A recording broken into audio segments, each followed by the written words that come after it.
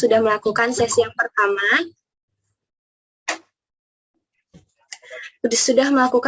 pertama. Perkataan salib, yaitu ya Bapa ampunilah mereka. Di pertemuan kedua ini, kita akan membahas tentang perkataan salib yang kedua. Semoga tiap sesi bisa memberi kita pertumbuhan rohani bagi kita semua. Kepada Bang Sandro diminta dengan kasih untuk memimpin doa pembuka kita. Kita bersatu dalam doa. Ya Tuhan, kami bersyukur untuk kesempatan sore hari ini kami boleh bersama-sama berkumpul secara virtual untuk belajar tentang kebenaran firman Tuhan. Belajar tentang apa yang Tuhan Yesus katakan di kayu salib ya Tuhan. Kami mengundang Tuhan untuk hadir di acara kami ini ya Tuhan. Tuhan yang berbicara melalui hamba-Mu, Tuhan yang mengurapi hati dan pikiran kami. Kiranya kami boleh dengan siap untuk mendengarkan firman Tuhan dan boleh mengerti dengan benar apa yang Tuhan mau untuk kami mengerti ya Tuhan. Terima kasih Tuhan, kami menyerahkan waktu ini ke dalam tangan Tuhan. Dalam nama Yesus kami telah berdoa. Amin. Terima kasih untuk Bang Sandro. Setiap orang membutuhkan belas kasih. Sebuah kasih yang tidak akan mengecewakan. Setiap orang membutuhkan pengampunan. Dan dialah juru selamat yang mampu menyelamatkan. Mari kita bernyanyi, Mighty to Save.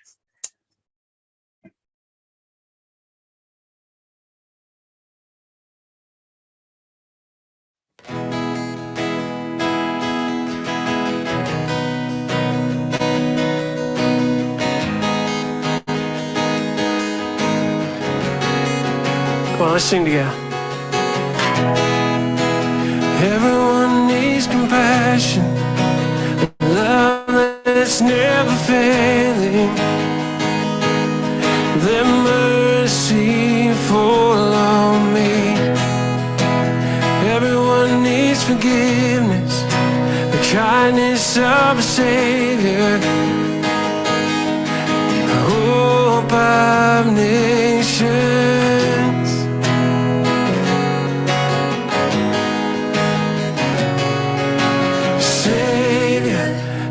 Can move the mountains. My God is mighty to save. He is mighty to save forever. Author of salvation. He rose and conquered the grave. Jesus conquered the grave.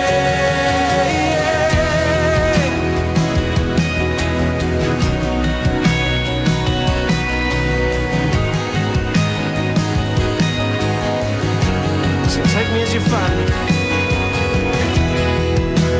Take me as you find me.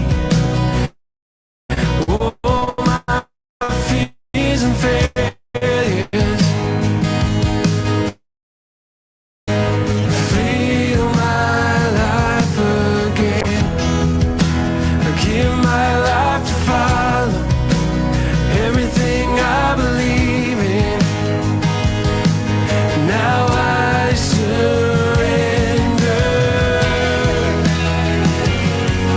Oh, Savior, He can move the mountains. My God is mighty to save. He is mighty to save forever.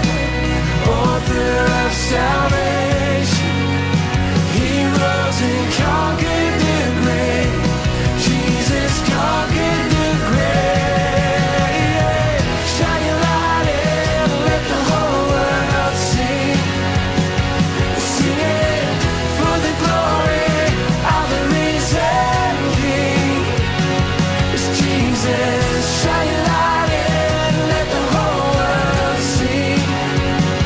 Sing it for the glory of the risen King.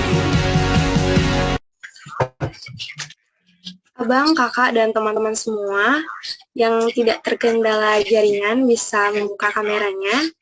Dan juga mari kita mengucapkan bersama-sama pengakuan Imam Rasuli. Abang, kakak, dan teman-teman bisa membacanya dari tempat masing-masing. Pembacaan pengakuan iman rasuli ini akan saya pimpin. Dan setelah pembacaan pengakuan iman rasuli, dipersilahkan kepada Kak Fritz. Pengakuan Imam Rasuli. Aku percaya kepada Allah, Bapa yang Maha Kuasa, Khalik langit dan bumi, dan kepada Yesus Kristus, anaknya yang tunggal Tuhan kita, yang dikandung dari Roh Kudus, lahir dari anak darah Maria, yang menderita sengsara di bawah pemerintahan Pontius Pilatus, disalibkan, mati dan dikuburkan, turun ke dalam kerajaan maut.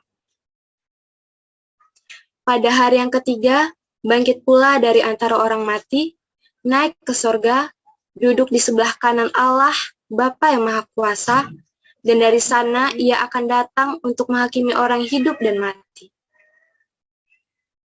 Aku percaya kepada Roh Kudus, gereja yang kudus dan am, persekutuan orang kudus, pengampunan dosa, kebangkitan tubuh, dan hidup yang kekal.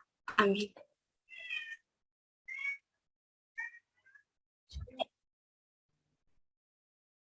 Shalom untuk kita semua, suaraku kedengaran? Kedengaran, Kak. Teman-teman, kita akan masuk ke dalam sesi kedua dari perkataan Yesus di kayu salib. Jadi silahkan teman-teman ambil posisi yang paling enak, ambil Alkitabnya, boleh juga ambil minumannya. Jadi ini bukan sedang beradu argumen memasukkan pengetahuan ke dalam otak, tetapi ini menjadi sebuah ajakan perenungan untuk kita semua. Makanya di dalam sesi-sesi sampai 7 kali ini akan mengajak sebuah refleksi kepada kita semuanya. Jadi ambil catatannya, ambil tempat yang paling tenang, yang paling nyaman, dan kita terus bisa berinteraksi dengan Allah selama memasuki dan membahas sesi demi sesi.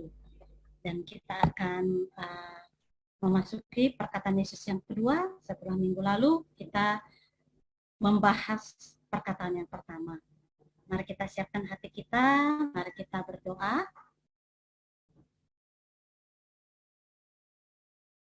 Kami tahu Tuhan adalah tidak gampang memahami peristiwa yang penting ini, tapi kami tahu bahwa kami diberikan hikmat dan pemahaman yang wajar untuk bisa memahami.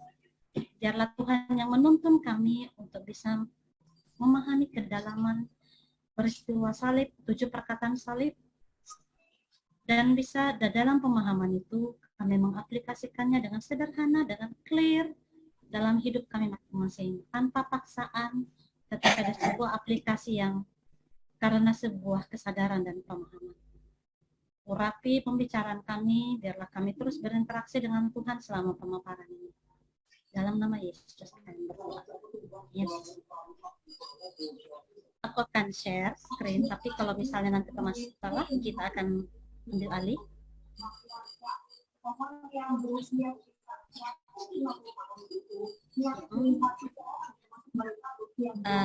Minta kepada host untuk meng-mute yang yang mikrofon terbuka. Ya, good. Sebentar, ya.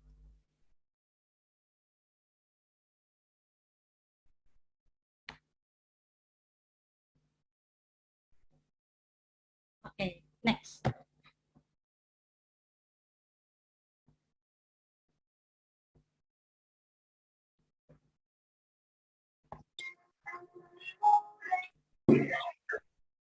Jadi hukuman yang paling memalukan dan tercela yang dipraktekkan di antara orang-orang Romawi ini biasanya merupakan cara di dalam mana budak atau perampok atau orang-orang yang terkenal dengan nama yang paling buruk. Itulah tindakan salib. Hukuman yang untuk mempermalukan, hukuman yang paling menyakitkan. Nah teman-teman, nanti kalau aku bilang next baru next Selin, kalau enggak usah. Nah teman-teman, sampai sekarang berita tentang Yesus adalah tetap paling laris karena dia adalah sosok yang sangat kontroversial. Sosok yang paling enak untuk dibahas, yang paling enak untuk dibully juga. Yang dikaji dari banyak sisi. Ajarannya, kematiannya, dan nanti pada saat kebangkitan. Jadi dari semua sisi, paling enak ngebahas itu tentang Yesus. Karena memang dia sangat kontroversial. Ajarannya, konsep-konsep Kristen tentang Allah di dalam Yesus Kristus itu sangat kontroversial. Nah teman-teman, kita akan masuk ke dalam perkataan yang kedua, yaitu bahwa Yesus berkata, di situ di judul di atas itu, Yesus ada perkataan seperti ini, sesungguhnya pada hari ini juga engkau ada bersama-sama dengan aku di dalam Firdaus. Itu kalimat Yesus. Next link. Salah satu penjahat yang disalibkan itu bersama Kristus. Di sini kita akan melihat di perkataan yang kedua, kisah yang kedua ini, penjahat ini mengenali siapa Tuhan Yesus dan menyatakannya kepadanya sebagai juru selamat, Raja. Di sini kita melihat anugerah Tuhan dicurahkan melalui iman. Tuhan Yesus memberikan jaminan kepada orang yang menjelang ajalnya tentang pengampunan dan keselamatan kekalnya dari orang yang paling menyakitkan. Sama-sama dalam kondisi yang menyakitkan. Nah, kita akan melihat ada pemahaman yang lebih dalam tentang ketika Yesus dijejerkan dengan penjahat ini. Next.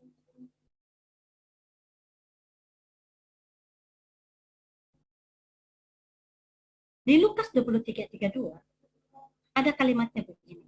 Dan ada juga digiring dua orang lain, yaitu dua penjahat, untuk dihukum mati bersama-sama dengan dia. Itu ada di Lukas 23:32. Nah, sekalipun Yesus disalibkan bersama dua orang penjahat ini, kitab suci membedakan Yesus dengan kedua penjahat itu. Waktu itu aku tanya respon dari yang ikut sesi pertama minggu lalu, ketika Yesus berkata, ampunilah mereka, bukan ampunilah aku. Nah, salah seorang peserta ini mengatakan, aku kira itu artinya sebuah kesombongan. Karena dia kok nggak mau menyatakan ampunilah aku. Nah, kemudian ketika aku jelaskan bahwa konsep bahwa Yesus tidak pernah mohon ampun dosa, itu sangat penting. Kenapa? Karena dia tidak berdosa. Nah, sedangkan di sini kita akan lihat, dia dijejerkan dengan penjahat itu. Nah, kita akan lihat penggunaan kata di sini. Next slide. Di dalam bahasa Yunani ada dua kata yang lain. Kata yang lain itu diterjemahkan dengan dua kata, yaitu alos dan heteros. Dan alos itu adalah menunjuk dari jenis yang sama. Heteros itu menunjuk dari yang lain dari jenis yang berbeda. Tapi bahasa Indonesianya tetap diterjemahkan yang lain. Nah, jadi ada dua penggunaannya, itu alos dan heteros. Nah, alos ini adalah untuk jenis yang sama, heteros adalah untuk jenis yang berbeda. Walaupun terjemahan bahasa Indonesianya tetap yang lain. Next. Sekarang coba teman-teman perhatikannya. Nah, yang digunakan di ayat 32 ini adalah heteroi, itu jamak dari heteros. Jadi ini menunjukkan bahwa kedua orang itu adalah yang lain dari jenis yang berbeda dengan Yesus. Jadi sekalipun disalibkan bersama-sama, dijejerkan sebagai seorang penjahat, Yesus di dalam kitab suci kita tetap dibedakan dari kedua penjahat itu. Yesus bukanlah penjahat. Itu yang mau disampaikan. Nah, jadi penggunaan kata ini heteroi belum deh. Penggunaan kata heteroi dan alos ini adalah ketika orang bahasa Yunani ingin mengatakan bahwa aku ingin minum Coca-Cola. Dan kemudian aku ingin minum Coca-Cola yang lain, dia akan menggunakan kata alos. Tapi kalau aku ingin minum minuman yang lain, dia akan menggunakan kata heteroi. Menunjukkan adalah jenis yang berbeda. Nah, kata ini yang dipakai di sini. Sehingga deklarasi dari Lukas ini adalah bahwa Yesus tidak sama seperti penjahat. Teman-teman, ini sebuah deklarasi walaupun di mata Yahudi, walaupun di mata Roma, Yesus diklaim sebagai penjahat. Dihukum setara dengan penjahat, dipermalukan seperti penjahat. Tapi Alkitab menceritakan dengan cara penulisannya bahwa dia berbeda. Dia bukan penjahat. Kitab suci menunjukkan bahwa Yesus bukan penjahat. Kitab suci menunjukkan bahwa Yesus sama sekali tidak berdosa. Nah, sekarang kita akan masuk ke dalam kisahnya. Mari kita buka Alkitab kita. Mari kita buka Lukas 23. Silakan buka di tempat masing-masing. Lukas 23 ayat 39 sampai 49. Oh, sampai 43. Sampai 43 ya. Silahkan ada catatan teman-teman, silahkan duduk, mencatat. Saya akan bacakan untuk kita. Jadi biarlah teman-teman mengambil situasi yang paling nyaman, paling reflektif. Saya akan bacakan untuk teman-teman. Seorang dari penjahat yang digantung itu menghujat dia. Katanya, bukankah engkau adalah Kristus? Selamatkanlah dirimu dan kami. Tetapi yang seorang menegur dia, katanya, tidakkah engkau takut juga tidak kepada Allah, sedang engkau menerima hukuman yang sama? Kita memang selayaknya dihukum, sebab kita menerima tertimpal dengan perbuatan kita. Tetapi orang ini tidak berbuat sesuatu yang salah. Lalu ia berkata, Yesus, ingatlah akan aku apabila engkau datang sebagai raja. Kata Yesus kepadanya, aku berkata kepadamu, sesungguhnya hari ini juga engkau akan ada bersama-sama dengan aku di dalam Firdaus. Itulah yang akan kita bahas, itulah latar belakang pengucapan kalimat kedua, aku berkata kepadamu, sesungguhnya hari ini juga engkau akan ada bersama-sama dengan aku dalam Firdaus. Teman-teman, kita akan melihat ada dua penjahat, tidak ditentukan sebelah kiri atau sebelah kanan, disebutkan salah satu. Sehingga saya juga tidak akan menyebutkan yang mana kiri atau kanan, tapi disebutkan salah satu. Dari kisah itu, dari dialog itu, mari kita lihat. Next, Lin. Penjahat satu. Ketika kalimat itu berkata, bukankah engkau adalah Kristus? Bukankah engkau adalah Mesias? Bukankah engkau adalah Raja? Selamatkanlah dirimu dan kami. Nah, teman-teman kan bisa kita lihat dari sini. Dia menggunakan kemahakuasaan Yesus yang diklaimnya itu demi kepentingannya, diri sendirinya. Ini adalah tipe orang yang selalu ingin selamat. Ini adalah tipe orang yang ajas manfaat untuk kepentingannya. Next.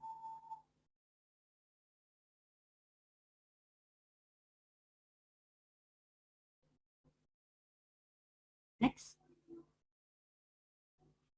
Kalimat ini bisa kita dengarkan dengan bahasa yang berbeda zaman kita.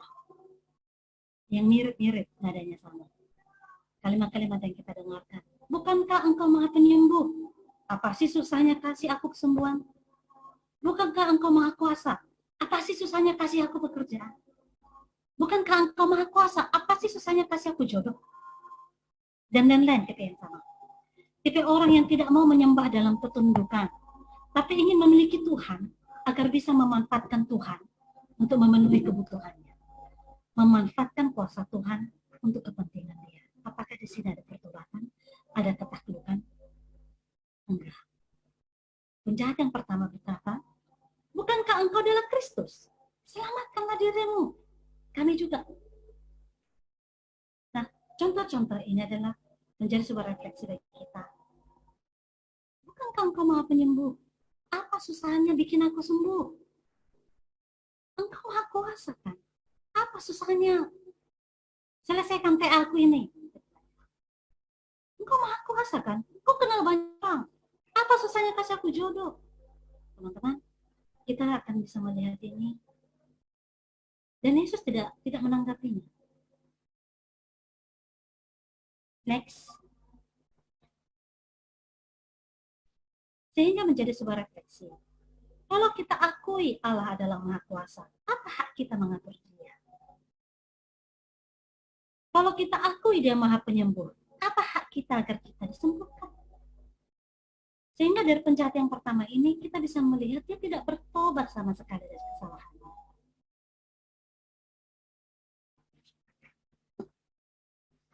Sekarang, mari kita lihat penjahat yang kedua.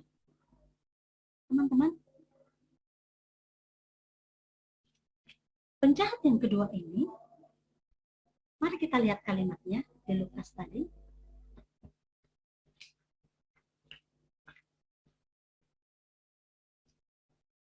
Yang sebelah menegur dia, katanya, tidakkah engkau takut?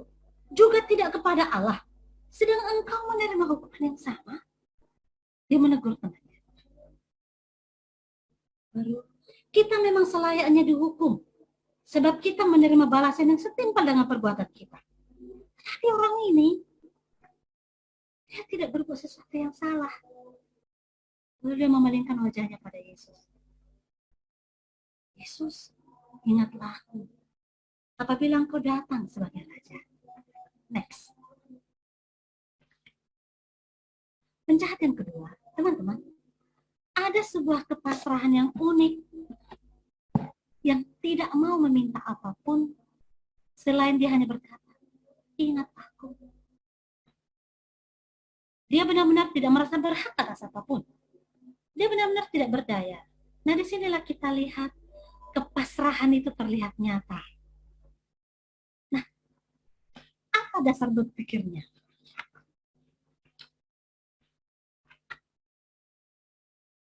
Dasar berpikirnya adalah ketika dia berkata, tidakkah engkau takut juga kepada Allah?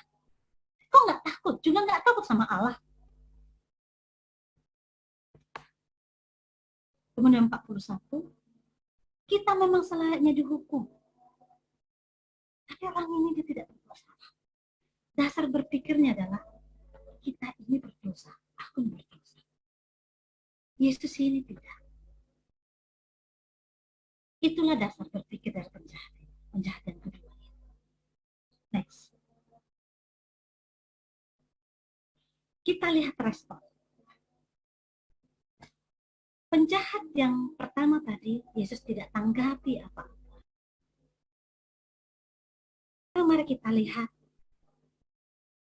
kalimat yang kedua, sesungguhnya hari ini juga engkau akan ada bersama-sama dengan aku di dalam Firdaus. Ada dua respon yang akan kita bahas di sini. Respon yang pertama, ini adalah berbicara tentang otoritas.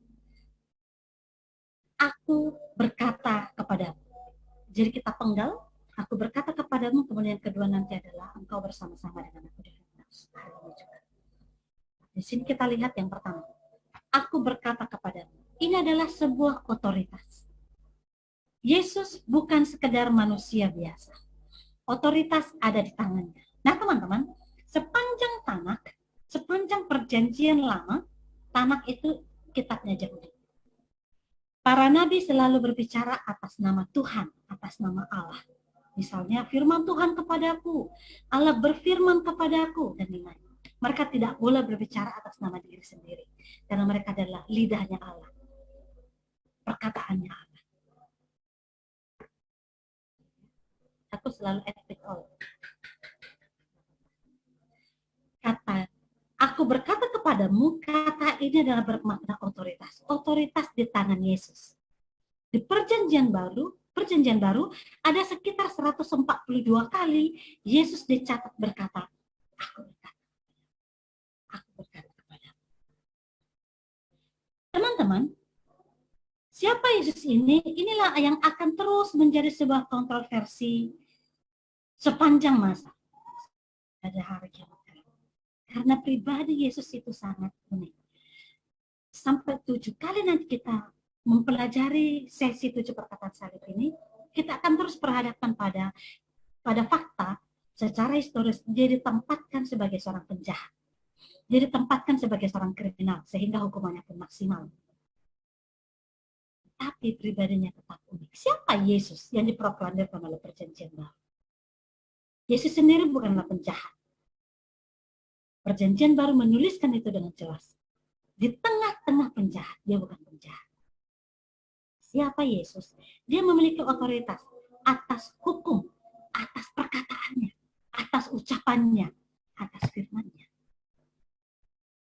Sehingga yang pertama responnya adalah ini sedang berbicara sebuah otoritas.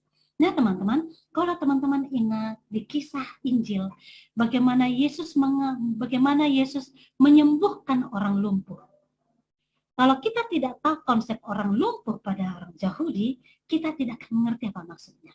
Teman-teman, orang lumpuh itu maksudnya adalah itu sebuah kutuk dosa. Tidak bisa orang Yahudi dijauhkan dari konsep bahwa penyakit itu adalah sebuah dosa, sebuah hukuman, sehingga perlu diampuni. Nah teman-teman, ketika Yesus berkata kepada orang lumpuh itu, dosamu diampuni. Nah kemudian orang Yahudi berkata, siapa engkau? Engkau menyamakan dirimu dengan Allah. Kemudian Yesus melihat orang lumpuh itu dan menyembuhkan orang lumpuh itu. Apa kaitan orang lumpuh dengan dosa? Seandainya Yesus tidak berotoritas dengan ucapannya, orang lumpuh ini tetap akan lumpuh, tidak akan sembuh. Dan dalam konsep Yahudi, orang lumpuh ini harus diampuni dosanya baru bisa sembuh. Apa yang Yesus sedang deklarasikan di situ? Deklarasinya adalah dia mampu mengampuni dosa sehingga si lumpuh ini bisa sembuh. Itulah deklarasi. Teman-teman, proklamer dari perjanjian baru adalah Yesus bukan manusia biasa. Respon yang pertama, aku berkata kepadamu adalah sebuah otoritas. Next. Coba lihat ayatnya. Yohanes 1 ayat 1. Pada mulanya adalah firman. Firman itu bersama-sama dengan Allah. Firman itu adalah Allah. Ini deklarasi yang sangat kuat. Nanti di ayat 14 dia dikatakan bahwa firman itu menjadi manusia. Siapa yang menjadi manusia? Adalah firman itu. Siapa firman itu? Adalah Allah itu sendiri. Sehingga kata pertama, deklarasinya adalah aku berkata kepadamu, itu adalah deklarasi sebuah otoritas. Kita lihat respon yang kedua. Next. Respon yang kedua teman-teman, ketika Yesus berkata, hari ini juga engkau bersama-sama dengan aku di Firdaus. Teman-teman, ketika penjahat itu berkata, Yesus, ingatlah aku ketika engkau datang sebagai Raja. Jawaban Yesus, hari ini juga, itu di luar dugaan si penjahat. Dia dalam ketidakberdayaannya, dalam iman yang sederhana, yang tidak berhak atas apa-apa, dia hanya berkata, ingat aku, kalau engkau datang sebagai Raja. Dia nggak berharap directly. Tapi kalimat Yesus berkata, hari ini juga. Nah teman-teman, next. Apa itu Firdaus? Istilah Firdaus atau dalam bahasa Ibrani Gan Eden, itu adalah nama lain untuk surga. Tempat kemuliaan orang-orang yang telah meninggal. Firdaus juga disebut sebagai tamannya Allah. Sehingga dari sini kita bisa melihat kata-kata Tuhan Yesus, engkau bersama-sama dengan aku di dalam Firdaus, adalah sebuah jaminan hidup kekal yang disediakan oleh oknum yang berotoritas. Ada sebuah ucapan dari seorang yang berotoritas bahwa orang ini, si penjahat ini, bersama-sama dengan dia, sebuah jaminan hidup yang kekal. Yesus memiliki otoritas dan itu diberikannya kepada orang yang memiliki iman yang sederhana. Next. Kata pada hari ini adalah tidak perlu menunggu berabad-abad. Langsung, engkau tidak akan mengalami penghukuman itu maksudnya. Walaupun penghakiman belum datang, tapi jiwamu sudah aman bersama dengan aku. Seperti inilah janji Tuhan Yesus. Teman-teman, jaminan ini sangat kuat di dalam perjanjian baru. Tidak pernah ada janji atau deklarasi di perjanjian baru bahwa jiwa kita diselamatkan melalui neraka. Tapi directly, bukan dari neraka, tapi jiwamu aman bersama. Diselamatkan bukan dari neraka, bukan dihukum dulu. Nah, kata pada hari ini adalah sebuah deklarasi, nggak perlu menunggu lama. Kepada si penjahat ini adalah sebuah deklarasi bahwa saat ini juga engkau bersama dengan aku. Next. Ini jawaban yang di luar dugaan si penjahat. Dia hanya berharap, ingat aku kalau kau datang sebagai Raja. Mungkin suaramu pelan. Ingat aku. Merasa nggak berharga. Yesus berkata, saat ini juga, hari ini juga. Karena hari itu mereka bertiga akan mati. Si penjahat akan mati dan Yesus pun akan mati. Dan kepada si penjahat yang kedua, diberi tempat yang mengalami hadirat Allah, walau belum terjadi penghakiman. Ini adalah sebuah deklarasi dari seseorang yang berotoritas. Seseorang yang berhak untuk menyampaikan itu. Dan disampaikan kepada seorang yang memiliki iman yang sederhana. Teman-teman, mungkin ada di antara kita yang pernah mendengar orang, dia seperti mengatakan dia beriman. Tapi kok yang didengar oleh telinga kita adalah sebuah kesombongan. Tapi itu tidak terjadi kepada si penjahat yang kedua ini. Sehingga kepada ucapan si penjahat yang kedua inilah kalimat Yesus keluar. Aku berkata kepadamu, sesungguhnya hari ini juga, detik ini juga, pada saat ini juga, engkau akan bersama-sama dengan aku di dalam Firdaus.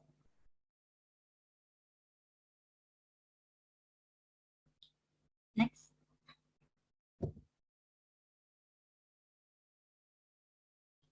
Yesus mengenali iman sederhana dalam ketidakberdayaan.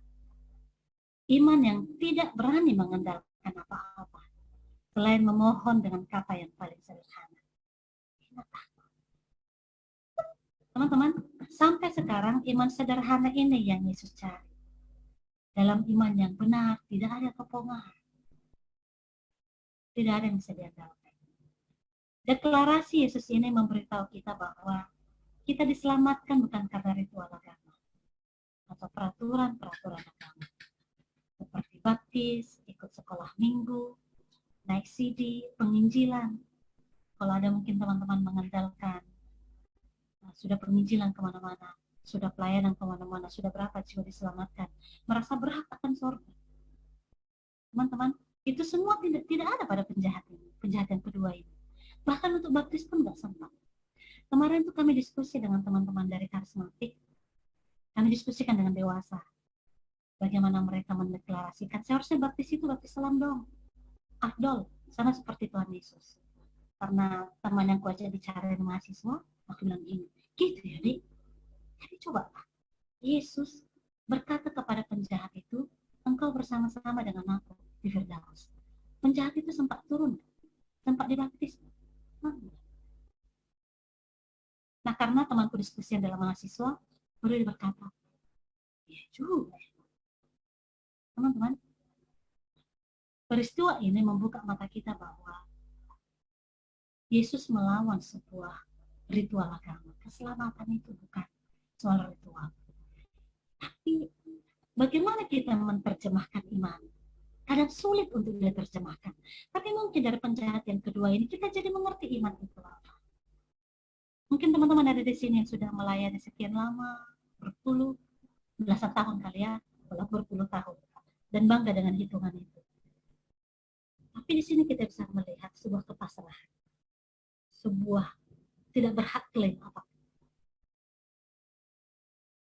Sekarang mari kita berefleksi.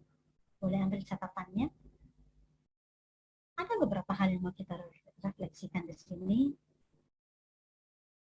Silakan ambil catatannya. Yang pertama, next.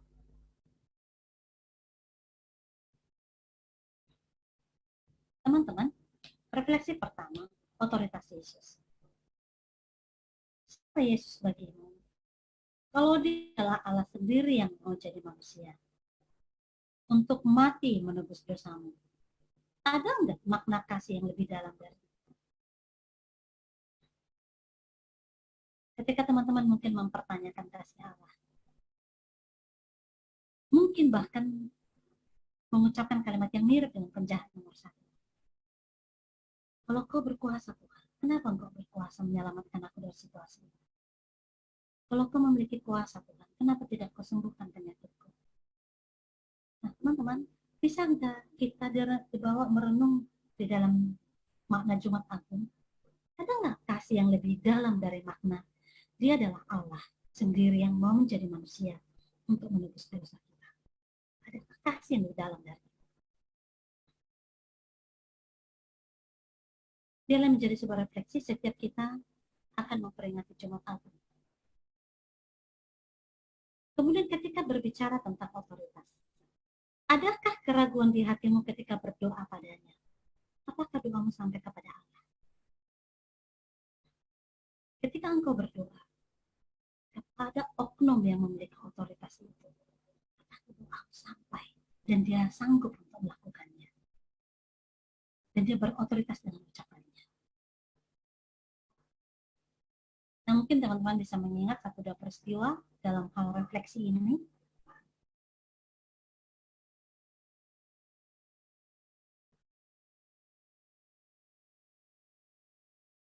Refleksi yang kedua, next. Teman-teman, cepat atau lambat kita akan mati. Proklamir kitab kita perjanjian baru adalah kematian tidak lagi menakutkan. Mari kita dengan diam di hadapan Tuhan, mari kita bertanya dengan sungguh-sungguh. Apakah engkau takut pada kematian?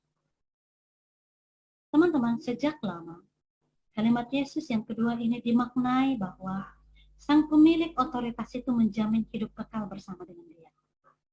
Yesus yang adalah Allah yang jadi manusia mau mati menebus dosa agar kematian itu tidak menakutkan. Sehingga refleksi yang kedua teman-teman, ketika teman-teman sedang sendirian, apakah kematian itu menakutkan? Apakah penghakiman itu menakutkan? Apakah ketika kita meninggalkan fisik ini dan kita berhadapan dengan Allah, itu menakutkan?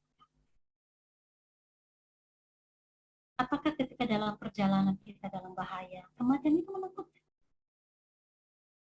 Mari kita jawab. Kalau tidak, alhamdulillah puji Tuhan. Kematian itu tidak menakutkan. Pernah pada waktu itu ada seorang adik kelompokku bercerita padaku, dia PM secara pribadi, dia bilang gini, Kak, ditemukan benjolan-benjolan banyak berkeliling di bagian tubuhku, di lubang anus. Aku tahu, itu tuh. Itu tiba-tiba, aku tahu memang pola hidup adikku ini dari kecil, mereka punya toko. Jadi dari kecil minumannya adalah sosro dan apa yang kerupuk kentang itu apa guys? Citato. Itu selalu dimakannya setiap hari karena dia punya toko. Nah, ditemukan tumor itu ketika dia sudah menikah. Dan itu bercecer di lubang anusnya. Dia bilang, aku tahu. Teman-teman, aku mengatakan pada dia, Dek, bukan karena aku adik kelompokku, tapi aku mau bilang, di hadapan Tuhan, yang itu terjadi padaku, aku mau mengatakan padamu, kematian pun tidak menakutkan. Silahkan berobat. Tapi kalaupun itu membawamu kepada kematian, pegang janji Tuhan, kematian itu tidak menakutkan. Baru dia berkata di chatnya, makasih ya Kak. Baru dia berobat. Ya, alhamdulillah sampai sekarang dia hidup guys. Tapi dia sudah punya kepasrahan. Ya mati pun tidak apa-apa. Teman-teman, mungkin ini tidak masalah bagi teman-teman yang hadir saat ini, tapi mana tahu ada teman kita kiri kanan yang takut pada kematian. Mari kita ceritakan. Janji Yesus adalah, hari ini juga engkau bersama-sama dengan aku dalam Firdaus. Pegang janji itu, ingat artinya bahwa engkau tidak melalui neraka. Engkau bersama-sama dengan Allah. Directly bersama-sama dengan Allah. Mari kita lihat refleksi yang ketiga. Teman-teman, adalah mungkin bagi orang yang paling busuk, paling kotor, paling hina, paling jahat, paling bejat untuk bertobat. Bahkan pada jam yang ke-11 atau pukul 5 sore. Ini istilahnya Yahudi guys, karena hari itu berganti jam 6 sore. Bahkan pada jam yang ke-11 atau pada jam 5 sore. Maksudnya adalah yang sudah dekat dengan kematian. Tapi keselamatan masih bisa diharapkan. Kenapa? Karena menggantungkan harapan kepada sang empunya otoritas, yaitu Yesus. Tapi semua kita, mari kita arahkan mata kepada Tuhan. Adakah dosa-dosa yang Tuhan ingatkan pada kita agar kita segera bertobat? Ingat, Yesus melihat iman itu, iman yang sederhana. Teman-teman, kita nggak tahu sejak kapan penjahat yang kedua ini memulai kehidupan kejahatannya. Startnya dia sejak kapan? Sejak kecil kah? Sejak remaja kah? Yang jelas dia bertemu dengan Tuhan Yesus di kayu salib dalam hukuman seorang penjahat. Tapi selama masih ada nafas, dia mampu melihat hal yang tidak dilihat oleh penjahat satunya. Dia mampu melihat Yesus berbeda. Dia mampu menemukan iman yang sederhana itu. Itulah yang disampaikan kepada Yesus. Dan Yesus mengenali.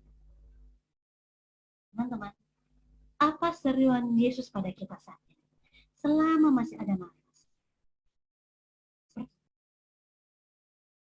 tinggalkan dosa. Teman-teman, setiap orang yang merenungkan Jumat Agung dan tidak ada perubahan dalam hidupnya akan dosa-dosanya, mungkin dia tidak mengerti kenapa ada Jumat Agung. Karena selalu itulah yang harus terjadi. Ada sebuah pemukulan dari aku orang berdosa. Akulah yang harusnya di kayu salib itu. Itulah tujuan peringatan Jumat Agung setiap tahunnya. Bukan sekadar. Bukan juga mengingat orang mati kita. Bukan juga jadi membersihkan kuburan. Tapi untuk mengingat aku orang berdosa. Akulah yang harusnya di kayu salib. Teman-teman, sehingga refleksi yang ketiga adalah, adakah dosa yang Tuhan ingatkan agar kita segera bertobat?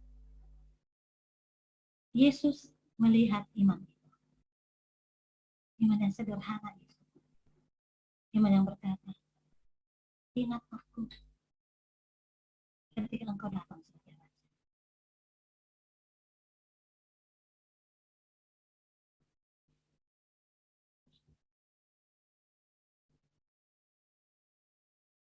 Slide yang terakhir hanya gambar. Ya. Mungkin selama menyambut menyambut 7 Jumat Agung, silakan nonton The Passion of Christ untuk semakin memahami peristiwa itu. Mari kita nyanyikan lagu yang tadi sekali lagi.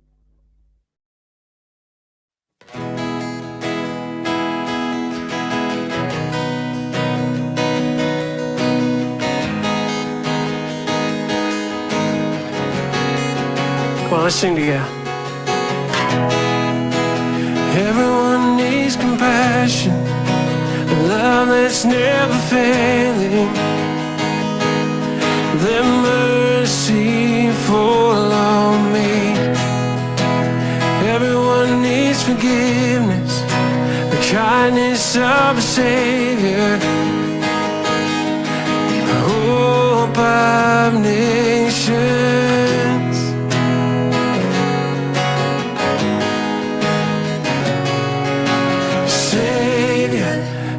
Can move the mountains. My God is mighty to save. He is mighty to save forever. Author of salvation. He rose and conquered the grave. Jesus conquered the grave.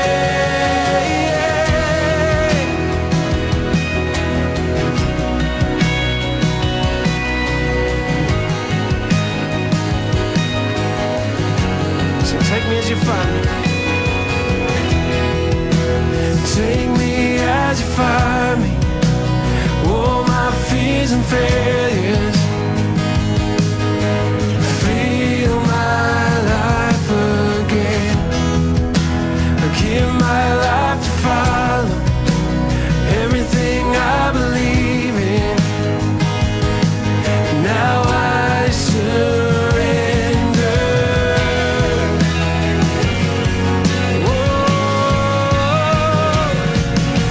Savior, He can move the mountains.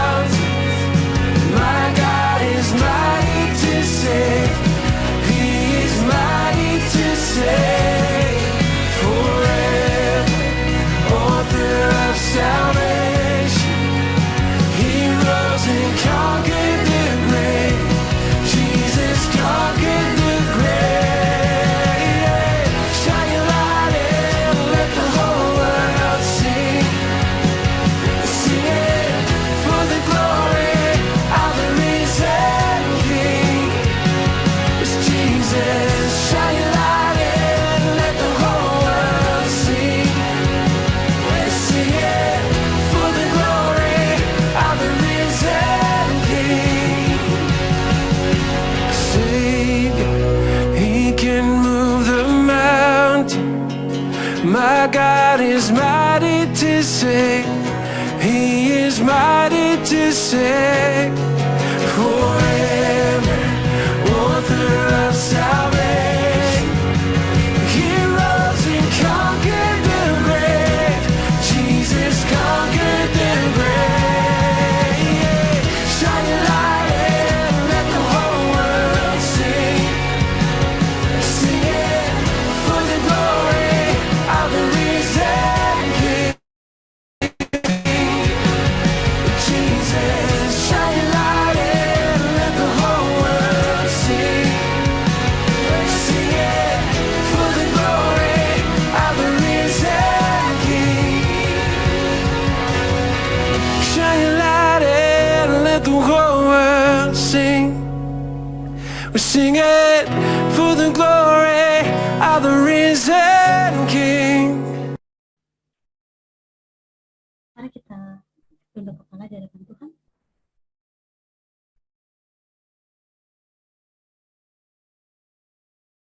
Allah yang baik, Tuhan kami,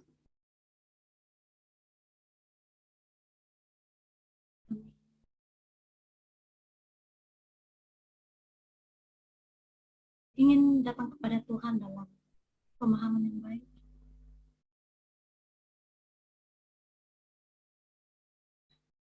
Dalam ketundukan, dalam iman yang sederhana, sehingga kami bisa melihat ada otoritas Engkau yang berkuasa atas kami. Kami mohon ampun kalau kami bersikap seperti penjahat yang pertama dalam semua dilema hidup kami. Kami mohon ampun kalau kami menyalahgunakan kemahakuasaan Tuhan untuk ditunjukkan tapi demi kepentingan kami, tidak memahami arti pertobatan, tidak memahami arti ketaklukan.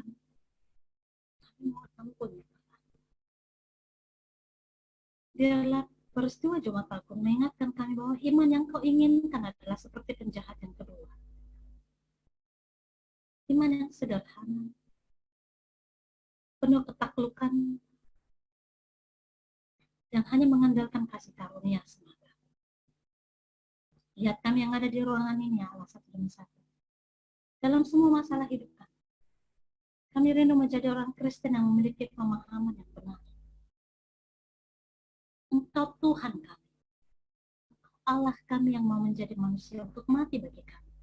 Itu cukup bagi kami.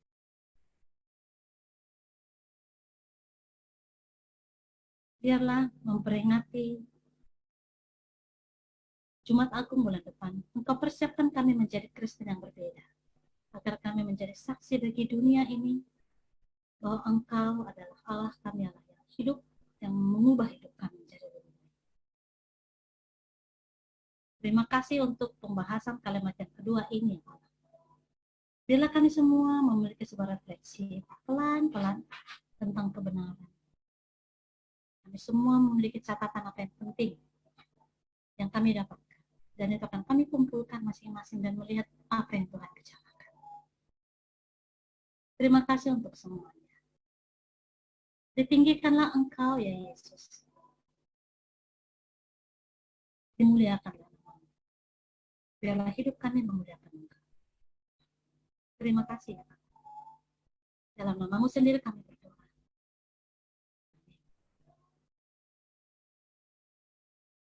Thank you ya guys. Ya, kita buka dulu kamera kita fotokan.